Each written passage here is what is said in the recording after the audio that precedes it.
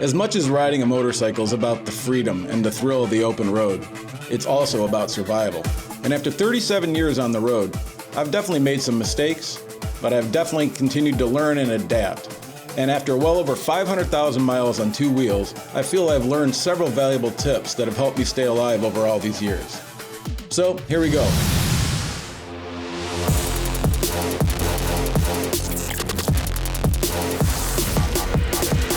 Alright guys, hey, what's up? It's Steve Sleepy. Welcome back to the channel, and today we are taking a subscriber email, and it's a great email. It was a question sent in a video that I did previously. I'd mentioned that I've been riding on the road for about 37 years. A little bit longer than that. I started riding when I was about 6. But we're gonna take this from the time I got my license to now, which is about 37 years. And the question that came in is, after 37 years of riding a motorcycle, what are the most important things that you feel you've learned that have kept you alive over all those years? Well, Peter, that was a great question. And I really took some time to think about this. And I've probably done at least over 500,000 miles over those 37 years. I average on lean years between 5,000 and 10,000 miles, and on good years when I have time between 10 and 60,000 miles of riding. So I definitely have made enough mistakes, and I've had enough weird situations and problems that I've definitely developed some knowledge over all these years. And let me preface this with one thing. I've never learned anything by anybody yelling at me or telling me directly to do something. I usually rebel against that. So this isn't me trying to tell you guys anything. This is just me taking 37 years of riding, taking some of that experience, condensing it down into some points, and cool. If you can use it, awesome. If not, no big deal. All right, let's get into it. All right, the first thing we're gonna get into, and the simplest, is trust your gut. Your gut knows when you're gonna do something stupid, or if you're just not feeling it that day. So I'm not talking about commuting to work or something like that, but if you're going out riding and you know you're gonna ride hard, be it adventure bikes or you're a twisties guy, you're gonna hit the track. You know that you need all your mental capacity to be there to make sure you get home safely that day. So if you wake up and you just don't feel it, you just feel off or something, that's your body telling you don't ride that day. I'm not saying don't go down and take a nice little cruise or something, but maybe like tell the guys, hey man, I'm not feeling it today. You guys have fun. I'll catch up next week. Because it's a lot easier to skip a day and make the next one than it is to have to heal or recover. So again, your gut probably knows best. Listen to it. All right, so after trust your gut, this next one is the most Captain Obvious one in the history of the world, but wear your gear. And whatever that means to you, I hope it means good quality gear and quite a bit of it. I didn't always wear my gear. In fact, that picture of me at 17 with that Honda Hurricane, that was also the first motorcycle I crashed twice. The first one was so ridiculous. I worked as the go-kart manager at Fun and Stuff in Northfield, Ohio. A great job to have as a 17-year-old. I can tell you that my friends benefited greatly every Friday night after hours when we removed the governors and raced those carts until everything was glowing red. And anyways, I was pulling into the parking lot with my brand new, saved for years Honda Hurricane 600, and I had my jams on, my t-shirt, my Oakley blades, and that was it, maybe a pair of sneakers. And I was only going 5 or 6 miles an hour, and a lady just backed out right in front of me. I had no experience, man. I've been riding for a couple weeks on the road, and I grabbed all the brakes. They did absolutely nothing, and I slammed into the side of the car and hit the dirt. Well, that 5 miles an hour still was enough to take a lot of skin off my arm, my leg, my knee, my forehead, my fingers, my hand. I was a mess from 5 miles an hour. So it kind of dawned on me, well, if that was 5 miles an hour and it messed me up that bad, I bet you going faster would do a lot more damage. So at that point, I kind of started wearing a helmet quite a bit more and a leather jacket more often. And then as the years progressed, I kept adding better and better gear. And when I did finally go down a few years ago, just on a low side on a bike, I got up and I wasn't hurt. The jacket was ripped up. My bike had a little bit of damage, but I got up and I actually rode home, and then I fixed the bike and got a new jacket and continued to ride. So I can't stress it enough. The few moments that you're miserable being hot wearing proper gear are going to make up for themselves 1,000 times when you don't have to get a skin graft or have to deal with road rash. If you've ever had a hospital take a brush and rub the stones out of your road rash, you won't care about that hot jacket. So again, that's my number. That's a huge one. And take it for what you want, but gear is the way to go. If you've ever hit your head, I was working underneath the car and I leaned back and my head dropped 2 inches and hit the cement, and I thought I was gonna pass out. Now put that at 65 miles an hour in a 5-foot fall. You don't want it. Wear your gear. All right, this next thing I learned a long time ago from a dude that I used to ride with that was older than me back when I was like 25 or so. And at first I was like, really? But I actually started to adopt it, and I actually got hit, and it pretty much saved me. I actually had no damage to my bike or anything. And that is, when you pull up to a stoplight or a stop sign, never get directly behind the car in front of you. You want to be on an angle, like a 35, 40 degree angle, so that if you do get hit, you can go between the car and not hit the back of it.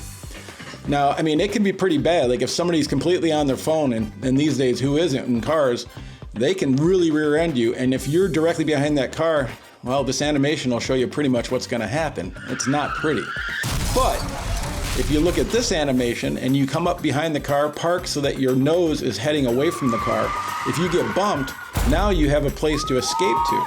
And I've actually had this happen. I was at a stoplight. Granted, the car didn't hit me very fast, probably 3 or 4 miles an hour, but they hit my rear tire and it pushed me forward enough that I just moved forward about 6 feet, stopped, and was like, what the heck?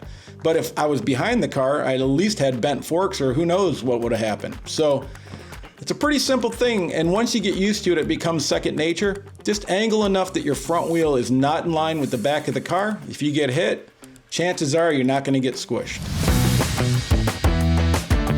All right, this next one is also kind of intersection stoplight related, but as you come up to intersections, never ride directly at them. Always be slowly swaying. Even if you move a foot back and forth as you come through an intersection, your visibility to cars exponentially increases. If you've never seen this video up here, this is pretty cool. I'm only gonna play a clip of it, but this cop holds a pen up for almost 2 minutes, and you don't know why he's holding the pen up, and he's talking about motorcycle safety. And at the last second, he just moves his pen and you can see the motorcycle, which means that when you approach an intersection, you are just a speck in a car's eye. But if you start to wiggle coming up to the intersection, just sway back and forth a little bit, you've increased that pinpoint by so much that it literally can save your life. So definitely any intersection you're going through, you don't have to go crazy. You don't have to be like an idiot going through like this, but just move. Don't just go straight through it. It'll really, really, really help. Also make sure your headlights are always on too. During the day, I'll actually run high beams just so that they're a little more bright. At night, that could really throw people off, but during the day, they'll make you quite a bit more visible. And you'll notice on most of my bikes, if it has 2 headlights, I'll get some yellow film and put it over one. The difference of having a 56K kind of sunlight light and a good yellow, like 3000K light can really, really make people notice you. And if you add the wiggle to it, all right, this next one, some of you guys might get a little mad at me because it is a little controversial to say this, but well, let me just see if you can guess what this next topic is. Yep, that's right. I would suggest avoiding unorganized group rides. Now, I'm not talking about your DGRs or your Toys for Tots charity rides and things. Those are generally controlled. They tell you, to space out, you ride in a grid pattern, everybody usually follows the rules. And even during that, you can have some guys rear end you or hit you or something, but I'm definitely not saying that. But what I'm talking about is the gas station meetup, 11:30 at night, 35, 40 guys, unorganized, everybody trying to show off and be the coolest guy. Now granted, I definitely have been on those rides back in the day, and I definitely had some fun on those rides. But also, on every single one of those rides, someone crashed. I got hit. Somebody got hit. Somebody got arrested. I mean, there's always something. There's usually never an unorganized, chaotic superbike ride that doesn't end in some kind of disaster. So I know some of you younger guys are like, that's why I'm into this. That's what I do. Hey, I'm not judging. I don't care. I'm just saying that, like, when I realized that was a bad idea, the incidences of crashing and getting hit by other people and having problems with cops seem to decrease exponentially. So if you want a long riding career, maybe don't go on the organized group rides. And again, it's not because you don't have skill. It's not because you can't control your bike, and it's not because you can't wheelie or stoppie. It's the new guy that came in the back that's going to show off and doesn't know what he's doing and slams in the back of you at 55 miles an hour. So just use your head, man. Keep your head on a swivel if you do go on those group rides, because generally there's something going to happen and you don't want it to be you. All right, this next tip is everything to do with being on the highway.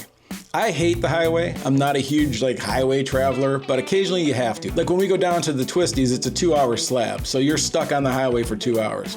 So one of the things that I do to keep myself safe is I get away from cars.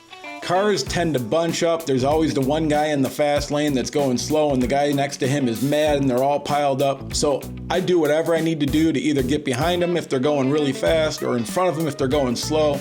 But I like to find myself a pocket of nothing. And that way, if you get to the right-hand lane, you're chilling, you can do 80 miles an hour. Cops won't mess with you. You're not dealing with cars. You're not dealing with road rage. You're just getting to where you need to go and you're staying safe. I mean, I cannot relay to you how important this has been over the years. I've had friends that have gotten tangled up with cars because they got mad at a car and stayed next to them to prove a point or something like that. No, get the hell out, get up into a free area on the highway, relax and enjoy your ride.